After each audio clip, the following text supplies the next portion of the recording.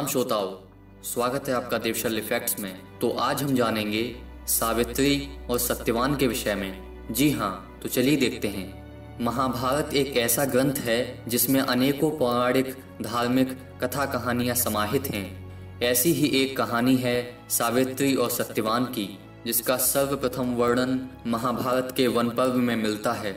जब वन में गए युधिष्ठिर मार्कंडे मुनि से पूछते हैं कि क्या कोई अन्य स्त्री भी द्रौपदी के जैसे पतिव्रता हुई है, जो पैदा तो राजकुल में हुई हो पर पतिव्रत धर्म निभाने के लिए जंगल जंगल भटकी हो। तब मार्कंडे मुनि युधिष्ठिर को कहते हैं कि पहले भी सावित्री नाम की एक नारी इससे भी कठिन पतिव्रत धर्म का पालन कर चुकी है।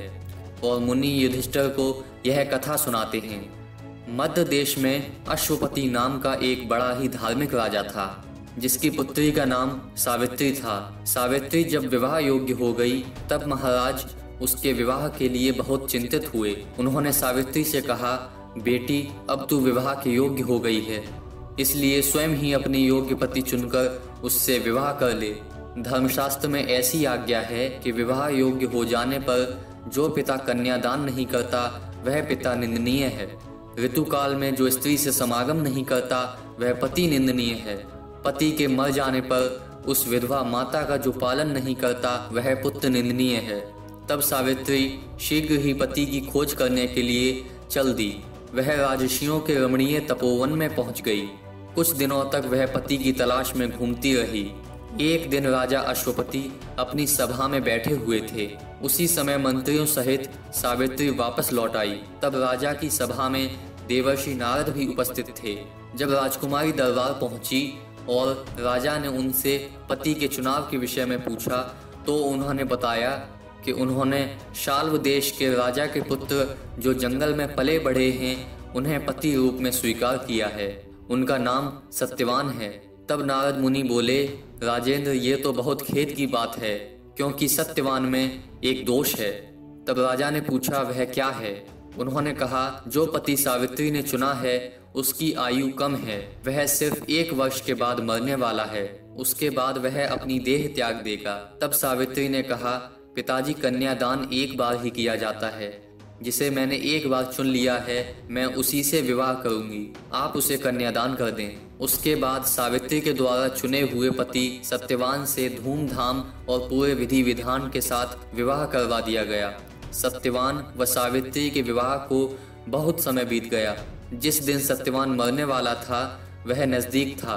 सावित्री एक एक दिन गिनती रहती थी। उसके दिल में नारद जी का वचन सदा ही बना रहता था। जब उसने देखा कि अब इन्हें चौथे दिन मरना है, उसने 3 दिन व्रत धारण किया। जब सत्यवान जंगल में लकड़ी काटने गया तो सावित्री ने उससे कहा कि मैं भी साथ चलूंगी। तब सत्यवान ने सावित्री से कहा, जंगल का रास्ता बहुत कठिन है और परेशानियों भरा है, इसलिए तुम मत जाओ। लेकिन सावित्री नहीं मानी। उसने जिद पकड़ ली और सत्यवान के साथ जंगल की ओर चल दी। सत्यवान जब लकड़ी काटने लगा तो अचानक उसकी तबीयत बिगड़ने लगी।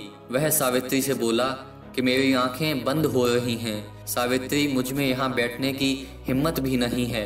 तब सावित्री ने उसी वटवृक्ष के नीचे सत्यवान का सिर अपनी गोद में रख लिया। फिर वह नारद जी की बात याद करके दिन व समय का विचार करने लगी। इतने में ही उसे वहां एक बहुत भयानक पुरुष दिखाई दिया, जिसके हाथ में पाश था। वे यमराज थे। यमराज सत्यवान के शरीर में से प्राण निकालकर उसे पाश में बांधकर दक्षिण दिशा की ओर चल दिए। तब सावित्री बोली, मेरे पति देव को जहां भी ले जाया जाएगा मैं भी वहीं जाऊंगी। तब यमराज ने उसे समझाते हुए कहा, मैं उसके प्राण नहीं लौटा सकता। इसके बदले तू मुझसे मनचाहा वरदान मांग ले। तब सावित्री ने वरदान में अपने सास ससुर की आंखें मांग ली, जो कि अंधे थे। यमराज ने कहा, तथास्तु, लेकिन वह फिर उनके पीछे चलने लगी। तब यमराज ने उसे फिर समझाया और वरदान मांगने को कहा। उसने दूसरा वरदान मांगा कि मेरे ससुर को उनका राज्य वापस मिल जाए। यमराज ने फिर कहा, सावित्री, अब तुम वापस लौट जाओ। चाहो तो मुझसे कोई और वरदान मांग लो। तब सावित्री ने कहा, मुझे सत्यवान के 100 पुत्रों की माता बनने का वरदान दें। यमराज ने बिना कुछ सोचे समझे कहा, तथास्तु। यमराज फिर सत्यवान के प्राणों को अपने पाश में जकड़े आगे बढ़ने लगे। सावित्री ने फिर भी हार नहीं मानी। तब यमराज ने कहा, तुम वापस लौट जाओ। तो सावित्री ने कहा, मैं कैसे वापस लौट जाऊं? आपने ही मुझे सत्यवान से 100 पुत्र उत्पन्न करने का आशीर्वाद दिया है। तब यमराज को अपनी भूल पर पछतावा हुआ और सत्यवान को पुनः जीवित कर दिया। उसके बाद सावित्री सत्यवान के शव के पास पहुंची और कुछ ही देर में सत्यवान के शव में चेतना आ गई। अब अंत में आपको बताते हैं सावित्री के द्वारा कहा गया एक ऐसा श्लोक जो अपने आप में ही अमूल्य है। जी हाँ, न कामये भर्त विना कृता सुखम, न कामये भर्त विना कृता दिवम, न कामये भर्त विना कृता श्रेयम, न भर्तहीना व्यवसामि जीवितुम।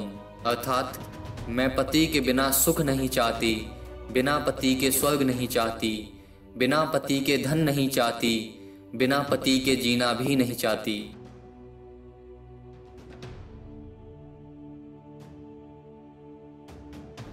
यदि आपको वीडियो पसंद आए तो कृपया लाइक कीजिए, शेयर कीजिए और सब्सक्राइब कीजिए। देवशल्य फैक्ट्स में आप ऐसे वीडियो देखते रहेंगे। धन्यवाद।